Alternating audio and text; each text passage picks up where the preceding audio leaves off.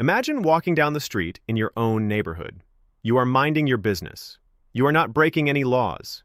You are carrying a concealed firearm for self-defense. You have every legal right to do so. Suddenly, a police car swerves to the curb. Two officers jump out. They grab you. They throw you against the hood of their car. They search your pockets. They take your property. They treat you like a criminal. Why did this happen? It happened because an officer saw the outline of your gun under your shirt. For decades, this was entirely legal. Police called it standard procedure. They called it officer safety. They told judges that seeing a gun was all the reason they needed to strip away your constitutional rights on the sidewalk. But that era is officially over. A massive legal earthquake just fractured the justice system. An appellate court has just ruled that police can no longer stop you just for carrying a gun. They cannot search you. They cannot detain you. Merely possessing a firearm is no longer an excuse for the government to violate your Fourth Amendment rights. This is a monumental shift in American law. It forces a collision between the right to bear arms and the power of the police, and the police just lost. Let us look at exactly what happened. The case was decided on June 4th, 2026. It came from the Appellate Court of Maryland. This was not a small panel of 3 judges. This was an en banc ruling. That is a legal term. It means all 14 judges on the court heard the case together. They do that when a case is incredibly important. The case involved a man named Stephen Hicks. Hicks was walking in Baltimore. Police officers in an unmarked car thought they saw the shape of a gun under his shirt. They did not see him commit a crime. They did not see him threaten anyone. They only saw what they believed was a firearm. Based on that alone, they stopped him. They searched him without a warrant. They found a gun. They found other items. They arrested him. For years, courts would rubber stamp this kind of police work. Judges would say that guns are dangerous. They would say officers have the right to investigate dangerous things. But all 14 judges looked at this case and said no. They reversed the conviction. They ruled that the stop violated the United States Constitution. This ruling did not happen in a vacuum. It is the direct result of a supreme shift in how the law views your right to defend yourself. For a very long time, courts treated the Second Amendment like a second-ass right. They acted like carrying a gun was a suspicious activity. They gave police a blank check. If an officer saw a gun, the Fourth Amendment disappeared. The Fourth Amendment is the rule that protects you from unreasonable searches and seizures. It requires police to have reasonable suspicion of a crime before they can detain you. But police argued that a gun was practically a crime in itself. They used the presence of a firearm as a skeleton key. It unlocked your car doors, it unlocked your pockets. It gave them full permission to detain you, interrogate you, and search you. They built an entire system of policing around this loophole. They used it every single day in every major city in America. We are watching the foundation of modern policing crumble in real time. If you want to know what happens next week when the government appeals this, you need to be subscribed because we will cover it the moment the decision drops. Missing that update means missing a critical change to your civil rights. To understand why this is so massive, we have to travel back to 1968. The Supreme Court decided a case called Terry versus Ohio. That case invented something called the Terry stop. You have probably heard it called stop and frisk. The Supreme Court said police do not always need a warrant to stop you. They do not even need probable cause. Probable cause is the high standard required to arrest someone. Instead, the court created a lower standard. They called it reasonable suspicion. If an officer has specific articulable facts that you are committing a crime, they can stop you briefly.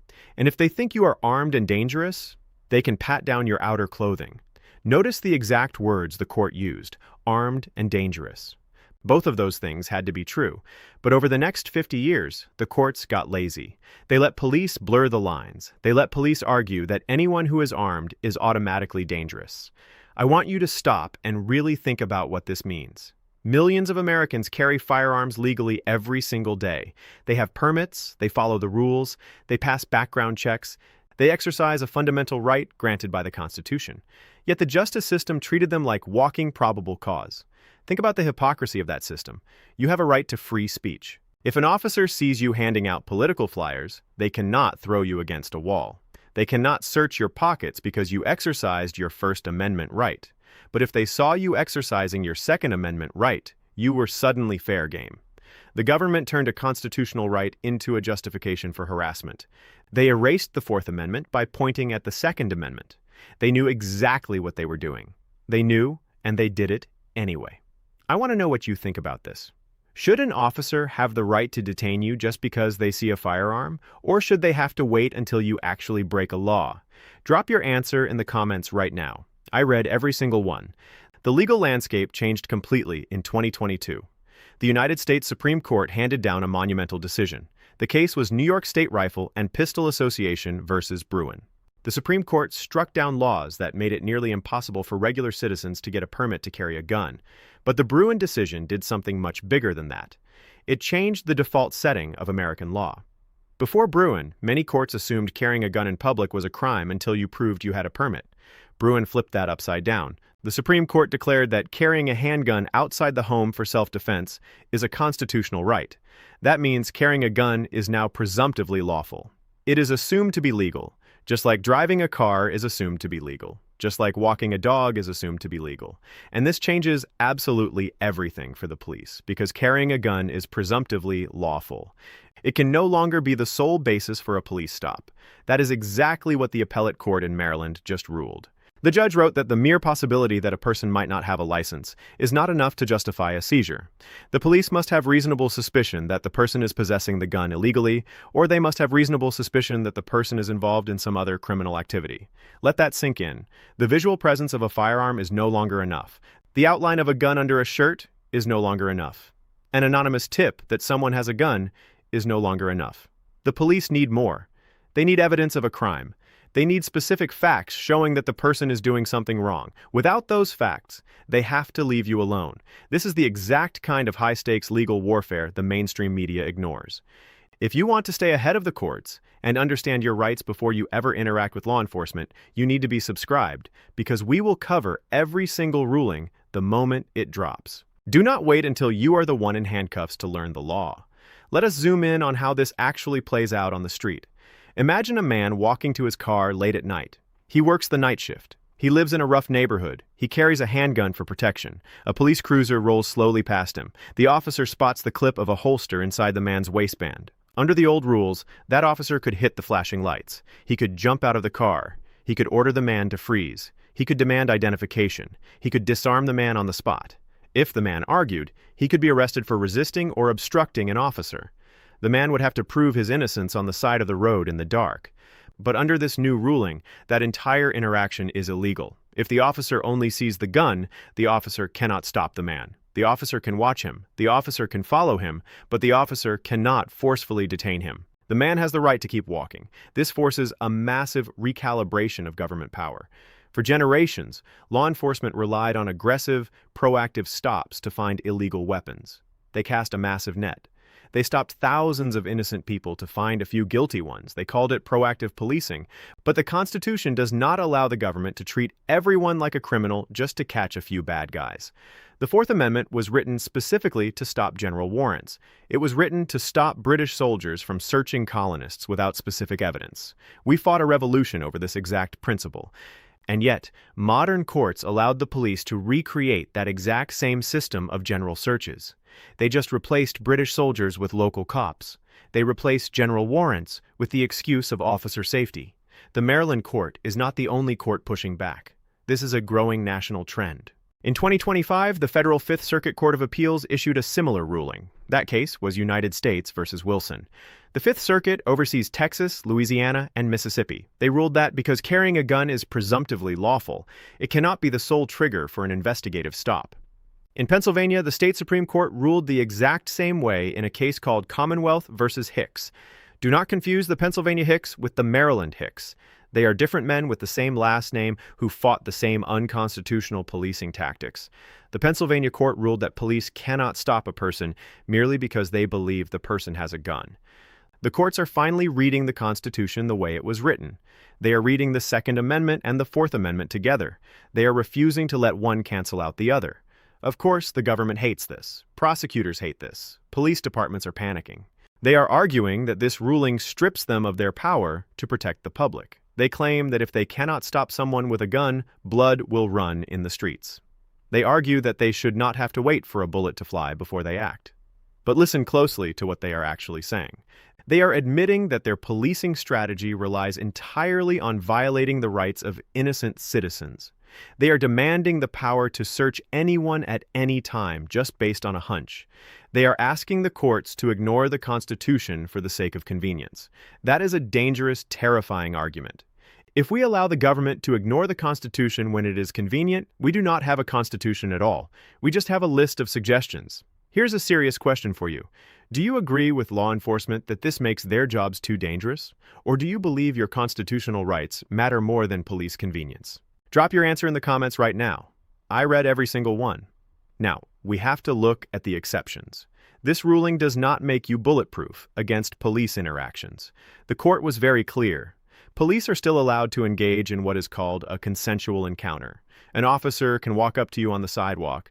They can say hello. They can ask you how your day is going. They can even ask if you have a license for your firearm. But here's the critical difference. In a consensual encounter, you are free to leave. You do not have to answer their questions.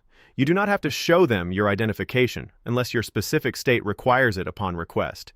You can simply say no, thank you, and walk away. If they order you to stop, if they block your path, if they grab your arm, that is a seizure under the Fourth Amendment. And to justify that seizure, they need reasonable suspicion of a crime. If you are carrying a firearm, you have to know the difference between a consensual encounter and a Terry stop. If an officer approaches you, you have to remain calm. You have to be smart. If they ask about your weapon, you can politely ask them if you are being detained. If they say no, you are legally allowed to walk away. If they say yes, you are being detained. At that moment, the legal clock starts ticking. They must have specific, articulable facts that you are committing a crime. If they only detained you because they saw the gun, they have just violated your civil rights. Any evidence they find after that illegal stop can be thrown out in court. But remember, the side of the road is not the courtroom. You do not fight the police on the street. You survive the encounter. You keep your mouth shut. You do not consent to any searches. You let your lawyer destroy them in front of a judge. We are tracking the Attorney General's next move on this case very closely. If you want to know how the Supreme Court responds when this inevitably lands on their desk, you need to be subscribed because we will cover it the moment the decision drops. Make sure you have the facts before the government tries to change the rules again. The government has always treated the Bill of Rights like a buffet. They want to pick and choose which rights they respect on any given day. But rights do not work that way. They are interconnected. If you allow the government to weaken the Second Amendment, they will use that weakness to destroy the Fourth Amendment. You cannot have privacy without the right to defend yourself. You cannot have the right to defend yourself without privacy. For too long, citizens have allowed the police to dictate the terms of our freedom. We allowed fear to blind us to the steady erosion of our basic liberties. The courts are finally waking up to the monster they created. They are drawing a line in the sand. They are telling the executive branch that their authority has limits.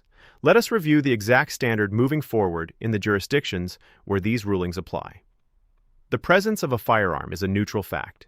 It is legally identical to possessing a cell phone or wearing a hat. It does not generate reasonable suspicion. An officer cannot initiate a forced stop. An officer cannot conduct a frisk. The police must observe other factors. They must see you acting aggressively. They must see you brandishing the weapon. They must see you matching the specific description of a fleeing suspect. The burden of proof is back exactly where it belongs. The burden is on the government. The government must prove you are a criminal. You do not have to prove you are innocent. It is incredible that it took this long for courts to state the obvious. Think about the thousands of people who were harassed over the last 50 years. Think about the people who had their faces shoved into the concrete simply because an officer got nervous about a legal piece of metal.